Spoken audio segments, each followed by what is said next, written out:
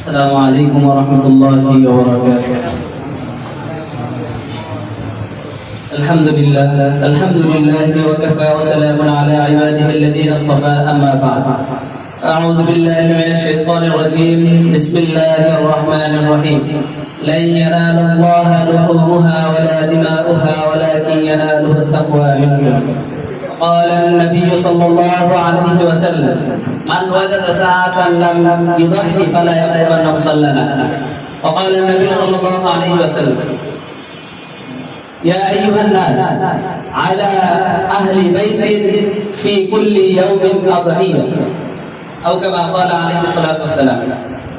অধ্যকার মার্কাজুল উলুম ওয়াল ফুনুন কর্তৃক আয়োজিত আজকের এই বক্তৃতা সেমিনারের মুহতারাম সভাপতি, আমার পাশে উপস্থিত বিজ্ঞ বিচারক মণ্ডলী এবং সুদক্ষ পরিচালক, আমার সামনে উপবিষ্ট বাংলার প্রত্যন্ত অঞ্চল থেকে আগত এলেন প্রশাসক ছাত্র ভাইয়েরা, সকলকেই জানাই মন্ত্রস্থল থেকে আন্তরিক মোবারকবাদ। আজকে আমাকে যে বিষয়টি নির্ধারণ করে দেওয়া হয়েছে তা হলো কোরবানির ইতিহাস, গুরুত্ব ও ফজিলত।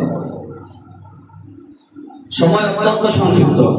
কোরবানির ইতিহাস বলতে গেলে দেখি 20 মিনিট 30 মিনিট চলে যায়, এরপরে গুরুত্ব আবার ফজিলত। এত লং করব না, সংক্ষেপে বলার চেষ্টা করব। আমরা সর্বপ্রথম আমাদের জানতে হবে কুরবানি শব্দটা কি এবং কুরবানি দ্বারা উদ্দেশ্য। কুরবানি এটা একটা আরবি শব্দ, এর শাব্দিক অর্থ হলো বিসর্জন দেওয়া, ত্যাগ করা ইত্যাদি। পরিভাষায় আমরা কুরবানি বলে থাকি নির্দিষ্ট কিছু দিনে নির্দিষ্ট কিছু পশু আল্লাহর রেজামন্দের জন্য জবাই করা। এখন আমাদের দেখতে হবে কুরবানি কোথা থেকে আসে। কুরবানি হযরত ইব্রাহিম আলাইহিস সালাম থেকেই শুরু হয়, বরং এই কুরবানি শুরু হয়েছিল হযরত আদম আলাইহিস সালামের সন্তানদের মাধ্যমে। যখন হযরত আদম আলাইহিস সালাম সন্তান দেয়, তাদের বৈবাহিক জীবন নিয়ে মারামারিতে লিপ্ত ছিলেন, তখন আল্লাহ পাক তাদেরকে এই কুরবানি দিতে বলেছিলেন। এই জন্য কোরআন মাজিদের মধ্যে এসেছে আতলু আলাইহিম নাবা আবনাই আদম বিল হক ইয করবা কুরবানান ফাতুকবিলা মিন আহাদিহিমা ওয়া লাম ইয়াতাকাব্বাল মিন আল-আখar।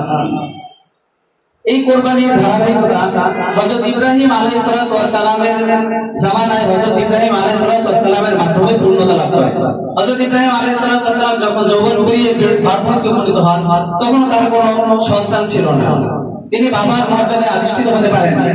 তখন আল্লাহ পাকের দরবারে তিনি দোয়া করলেন, রব্বি হাবলি মিনাস সালিহিন, ইয়া আল্লাহ আমাকে একটি উত্তম সন্তান দান করুন। তখন আল্লাহ পাক বার্ধক্যে গিয়ে তাকে একটি সন্তান দান করলেন। তখন বার্ধক্যে সন্তান পেয়ে তিনি দিশেহারা হয়ে আল্লাহকে ভুলে যান। তিনি তখন আল্লাহকে স্মরণ করে বললেন, আলহামদুলিল্লাহিল্লাযী ওয়াহাবা লি আলাল কিবারি ইসমাঈল ওয়া ইসহাক। এভাবে হযরত ইসমাঈল আলাইহিস সালামকে পেয়ে ইব্রাহিম আলাইহিস সালাম মহা খুশি। এভাবে বাড়তে থাকলেন। অতঃপর আদেশ আসলো, তুমি তোমার সন্তানকে মক্কায় দিয়ে আসো। তখন মক্কায় দিয়ে আসলো। অতঃপর একদিন তিনি স্বপ্ন দেখলেন যে তার সন্তানকে তিনি জবাই করতেছেন। অতঃপর তিনি সমস্ত মায়া ত্যাগ করে সন্তানের সব কথা ভুলে গিয়ে শুধুমাত্র আল্লাহকে সন্তুষ্ট করার জন্য, আল্লাহর রেজামন্দির জন্যই তিনি তার ছেলের কাছে গেলেন এবং বললেন, ইয়া বুনাইয়া ইন্নী আরা ফিল মানামি আন্নী আযবাহুকা ফানজুর মাযা তারা। হে আমার প্রিয় সন্তান, আমি তো স্বপ্নে দেখেছি তোমাকে জবাই করতেছি, এখন তোমার কি মতামত, তোমার অভিমত বলো। সন্তান তো হযরত ইব্রাহিম আলাইহিস সালামের সন্তান, এই জন্য সন্তানও উত্তর দিতে একটু লেট করলেন না। তিনি বললেন, ইয়া আবাতি ফাআল মা তু'মার সাতাজিদুনি ইনশাআল্লাহু মিনাস সাবিরিন। হে আমার পিতা, আপনাকে যে আদেশ করা হয়েছে আপনি তা পালন করেন, আপনি আমাকে ধৈর্যশীলদের কাতারে পাবেন। অতঃপর ইব্রাহিম আলাইহিস সালাম সমস্ত মায়া মমতা ভুলে গিয়ে শুধুমাত্র আল্লাহর দিকে তাকিয়ে তাকে কুরবানি দেওয়ার জন্য নিয়ে গেলেন।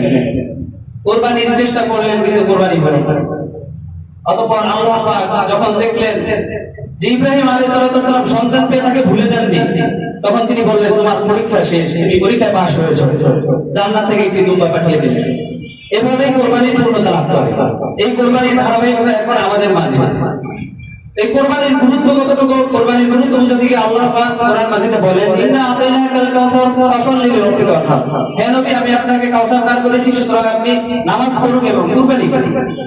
এই কুরবানির গুরুত্ব এতটাই, আল্লাহ পাক নবী করিম সাল্লাল্লাহু আলাইহি ওয়াসাল্লাম হাউজে কাউসার দান করে কিছু চাননি, শুধু নামাজ এবং কুরবানি চেয়েছেন। নবী করিম সাল্লাল্লাহু আলাইহি ওয়াসাল্লাম এই কুরবানির গুরুত্ব বোঝাতে গিয়ে বলেন, সামর্থ্যবান ব্যক্তি প্রতি বছর কুরবানি দিবে, এটা আবশ্যক। অন্য এক হাদিসে নবী করিম সাল্লাল্লাহু আলাইহি ওয়াসাল্লাম বলেন, হে লোক সকল, যাদের সামর্থ্য আছে তোমরা কুরবানি দাও, কিন্তু সামর্থ্য না থাকলে তোমাকে কুরবানি দিতে হবে না। আল্লাহ পাক অসামর্থ্যবানের উপরে কুরবানি চাপিয়ে দেন না। এইভাবে কুরবানির ফজিলত অনেক। আল্লাহ পাক কোরআন মাজিদে কুরবানির ফজিলত সম্পর্কে বলেন, লা ইয়ানালুল্লাহু লুহুমুহা ওয়ালা দিমাউহা ওয়ালাকিন ইয়ানালুহু তাকওয়া মিনকুম। নবী করিম সাল্লাল্লাহু আলাইহি ওয়াসাল্লাম হাদিস শরীফে এসেছে, কুরবানি এটা ফজিলত। সাহাবায়ে কেরাম জিজ্ঞাসা করলেন, কুরবানি কেন, কুরবানি কি এটা? তখন বললেন, এটা তোমাদের পিতার সুন্নাত। অতঃপর বললেন যে এটার ফায়দা কি, লাভ কি আমাদের? তিনি বললেন, বিকুল্লি শাআরাতিন হাসানা, প্রত্যেকটা পশমের বিনিময়ে তোমাকে সওয়াব দেওয়া হবে। তো কুরবানির ফজিলত আরো অনেক, এটা বলে শেষ করা যাবে না।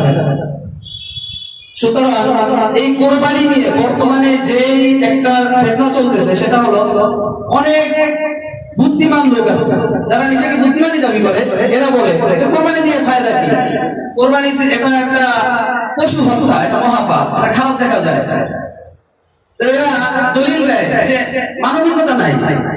অথচ তাদেরকে বলবো যে দুনিয়াতে বর্তমানে কত লক্ষ লক্ষ মানুষ মারা যাচ্ছে, হত্যা করা হচ্ছে, খুন করা হচ্ছে, তোমার মানবতা এখন কোথায়? তোমার মানুষ করে তুমি মানবতা দেখাও না, কুরবানির নামে পশু জবাই করে এটা হত্যা হয়ে যায়, এটা তোমার মানবতার বিরোধী কাজ হয়ে যায়।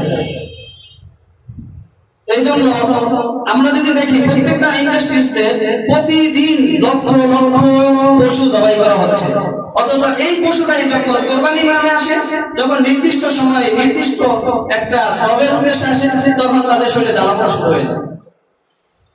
আমি বলবো যে যাদের এই জ্বালাপোড়া এখন পর্যন্ত আপনাদের মুখে লাগাম টেনে ধরতে না পারেন, তাহলে যেইভাবে বাংলার জমিন থেকে তাসলিমা নাসরিনকে অপসারণ করা হয়েছে, ঠিক তেমনি ভাবে আপনাকে বাংলার জমিনে থাকতে দেওয়া হবে। যেমনি ভাবে টাকলা মুখকে বাংলাদেশ ছাড়া করা হয়েছে, আপনাকে ওই বাংলাদেশ ছাড়া করা হবে। সুতরাং আপনি আপনার মুখের লাগাম আজই টানুন। আপনি যদি ইসলামকে দেখতে না পারেন, আপনি নিজে বিদ্বেষ রাখুন, কিন্তু আপনি এটা প্রকাশ্যে আনবেন না। তাহলে আপনার মুখের লাগাম টেনে নেওয়ার জন্য আমাদের মার্কাজ ছাত্ররা যথেষ্ট। আল্লাহ আমাদের পজিশনে আলো করার তৌফিক দান করুন।